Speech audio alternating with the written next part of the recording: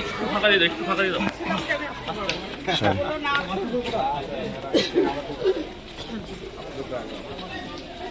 বাচ্চাদের জন্য চকলেট নিয়ে এসেছি।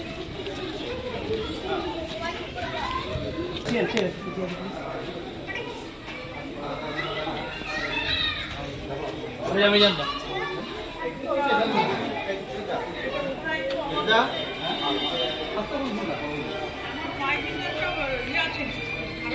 তুলবে, জুতোটাও তুলবে। জুতোটাও তুলবে। হ্যাঁ, মালা পরে জুতো এই পর্যন্ত আস্তে আস্তে তুলবে। আরে আমার এই এটা তুলতে হবে। বলুন ঈশ্বরচন্দ্র বিদ্যাসাগর অমর রহে, অমর রহে, অমর রহে। ঈশ্বরচন্দ্র বিদ্যাসাগর অমর রহে, অমর রহে, অমর রহে। তোরা বল ঈশ্বরচন্দ্র বিদ্যাসাগর অমর রহে, অমর রহে, অমর রহে। বিদ্যাসাগর তোমায় আমরা ভুলছি না, ভুলবো না, ভুলছি না, ভুলবো না। বিদ্যাসাগর তোমায় আমরা ভুলছি না, ভুলবো না, ভুলছি না, ভুলবো না। বিদ্যাসাগর তোমায় আমরা ভুলছি না, ভুলবো না, ভুলছি না, ভুলবো না। বিদ্যাসাগর অমর রহে, অমর রহে। বিদ্যাসাগর অমর রহে, অমর রহে, অমর রহে।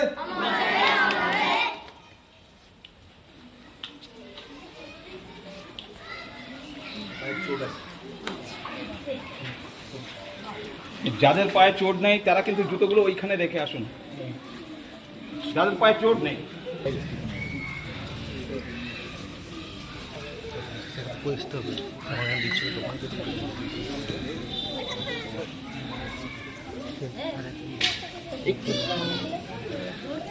একটু একটু বসে যান, ছবিটা ভালো করে নাও।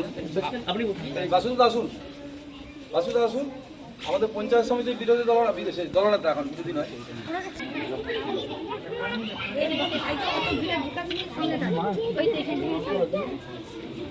একটু দূর থেকে নাও, তাহলে স্বরূপেরটা নেবে। স্বরূপ একবার প্রণাম করো, সবাই একসাথে নম করো, একসাথে নম করো। হ্যাঁ, আচ্ছা, এখানে স্কুলের প্রেয়ারটা হয়ে যাক না, সবাই যখন একসঙ্গে আছি। মাস্টারমশাই, হ্যাঁ, আপনার স্কুলের প্রেয়ারটা করুন এখানে বসে। প্রেয়ারটা করুন এখানে বসে। হ্যাঁ, এখানে বসে বসে যা, বসে যা। আমি তো বসতে পারবো না। না, আপনি বসুন ওখানে।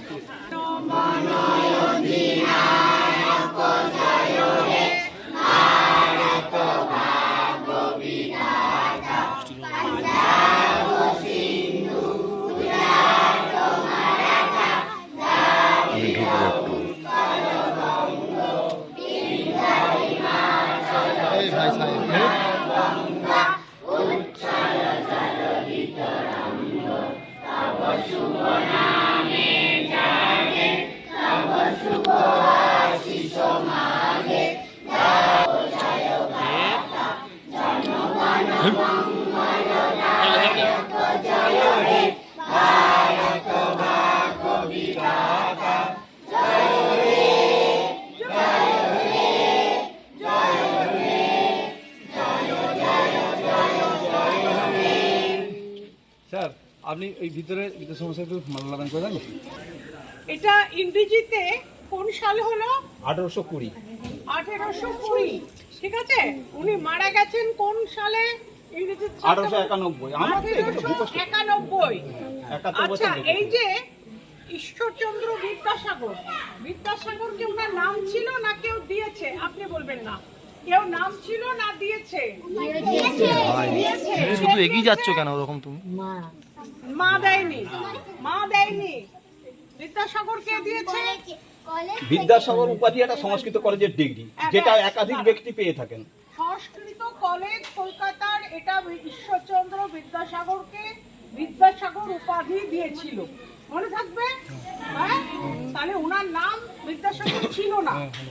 মাত্র 19 বছর বয়সে ওনাকে বিদ্যাসাগর এই উপাধিটা সংস্কৃত কলেজ দেয়। কেন দেয়? সংস্কৃতের উপর বিরাট জ্ঞান, মনে থাকবে বাচ্চারা? আচ্ছা, উনি কি কাজ করেছিলেন? কি কাজের জন্য উনি বিখ্যাত? বলে দাও, মেয়েরা বলো। বাবা, ভেরি গুড, ভেরি গুড। একে আগে চকলেট দিতে হবে, তাই নাকি? ওই জন্য এত পড়াশোনা জানে, বাবা জ্ঞানী ছেলে জ্ঞানী। বিধবা, বিধবা যারা ছিল, হিন্দু মেয়েরা যাদের স্বামী মারা যেত, তারা তো বিধবা। বিধবাদের পুনর্বিবাহ, পুনর্বিবাহ আবার বিয়ে দেওয়া বিধবাদের এই ব্যাপারে উনি জোর কদম আন্দোলন করে উইডো রিম্যারেজ অ্যাক্ট 1856 সালে উনি আনেন। মনে থাকবে মেয়েরা, হ্যাঁ, আগেকার বিধবারা খুব কষ্ট পেত, তাই এই হিন্দু বিধবাদের পুনর্বিবাহের জন্য উনি চেষ্টা করেছিলেন। আর কিসের জন্য চেষ্টা করেছিলেন? আর কিসে বলুন, আপনি বলুন। উনি একাধিক কাজ করে গেছেন। না, কি মেইন কাজটা বলুন, মেইন এছাড়া যে কাজ মেইন উনি কাজ। বলেছেন বিধবা বিবাহ, কিন্তু নারী শিক্ষাটাই সব থেকে তার বড়। নারী শিক্ষা, মেয়েদের পড়াশোনা, ঠিক আছে, মেয়েদের পড়াশোনা, মেয়েদের উন্নতি, এর জন্য উনি কাজ করে গেছিলেন। মনে থাকবে, সবাই মনে থাকবে। এছাড়া উনি যে বইটা লিখেছিলেন, বইটার নাম কি? সবাই চকলেট পাবে। বর্ণ পরিচয়, বাংলা বর্ণমালাকে সোজাভাবে বোঝাতে সাহায্য করে, বাংলা ভাষাকে আরো সোজা করে দেয়। তোমরা অনেক কিছু আজকে জেনে গেছো, এবার চকলেট দেওয়ার পালা। চকলেট কে নিয়ে এসছে?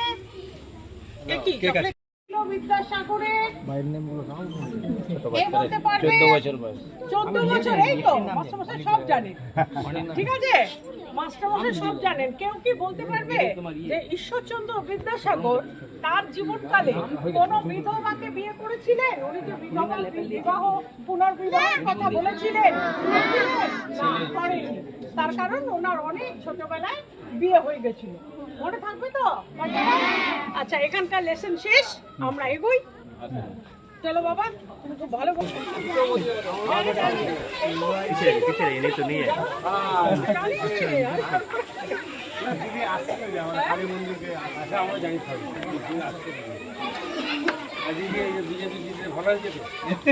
দেখো, বিজেপি জিতছে, শোনো আমি বলি, বিজেপি জিতছে, আমরা গেঞ্জি কতগুলো আছে আমার কাছে, আমি যা দিলেন সব আমি সবসময় সত্যি কথা বলছি। আপনার গেঞ্জিটা সবসময় ব্যবহার করি, শোনেন, আপনার গেঞ্জিটা সবসময় ব্যবহার করি আমি।